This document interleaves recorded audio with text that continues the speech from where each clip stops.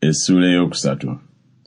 N'omusota gwali mukalabakala okusinga ensolo zonna ez'omu nsiko ze yakola Mukama Katonda.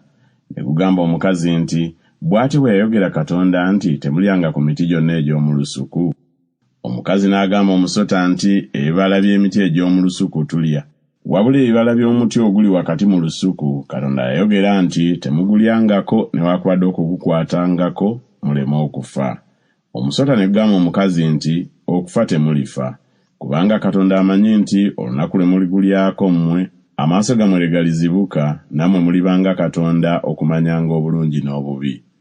Omukazi bwe yalabanga omuti mulungi okulya, era nga gusanyusa amaaso, n'omuti nga gwakwegombebwa okuleeta amagezi, n'anoga ku bibala byagwo, n'alya, n'aweera ne ku musajja we naye n'alya. Amaaso gaabwe bombi ne gazibuka, ne bategeera nga bali bwereere, ne batunga amalagala g'emiti ne beekolera ebyokwambala. Ne bawulira eddoboozi lya Mukama Katonda ng'atambula mu lusuku mu kiseera eky'empewo. Omusajja ne mukazi we ne beekweka mu maaso ga Mukama Katonda wakati mu miti egy'omu lusuku.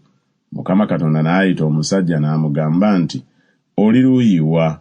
N'ayogera nti, mpulidde eddoboozi lyo mu lusuku ne ntya, kubanga mbadde bwereere ne neekweka. N'ayogera nti, ani yakubuulira nti obadde bwereere? Olidde ku muti gwe nakulagira obutagulyangako? Omusajja n'ayogera nti, omukazi gwe wampa okubeeranga nange yampadde ku muti ne ndya. Mukama Katonda n'agamba omukazi nti, kiki kino ky'okoze? Omukazi n'ayogera nti, omusota gunsenzesenze ne ndya. Mukama Katonda n'agamba omusota nti, kubanga okoze kino, okolimiddwa gwe okusinga ensolo ez'omu nnyumba zonna, n'okusinga buli nsolo ey'omu nsiko. Onootambuzanga olubuto, onoolyanga enfuufu ennaku zonna ez'obulamu bwo. Nange obulabe n'abuteekanga wakati wo n'omukazi, era ne wakati w'ezzadde lyo n'ezzadde ly'omukazi. Ezzadde ly'omukazi lirikubetenta omutwe, naawe olibetenta ekisinziiro.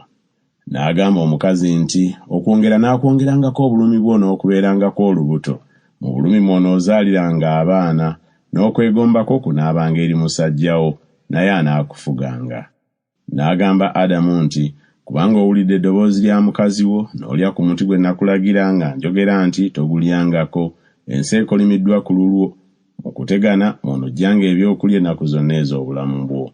Amaggwa n'amatovu geeneekuzaaliranga, naawe onoolyanga omuddo ogw'omu nnimiro.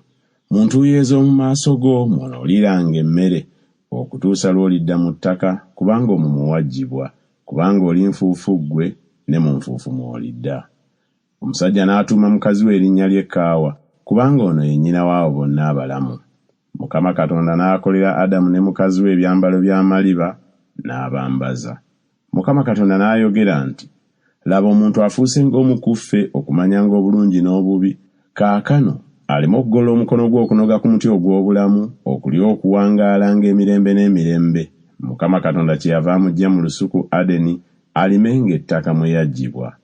Bw'atyo n'agoba omuntu, n'azzaamu ebuvanjuba mu lusuku Adeni bakerubbi, era n'ekitala ekimyansa ekikyukakyuka okukuumanga ekkubo ery'omuti ogw'obulamu.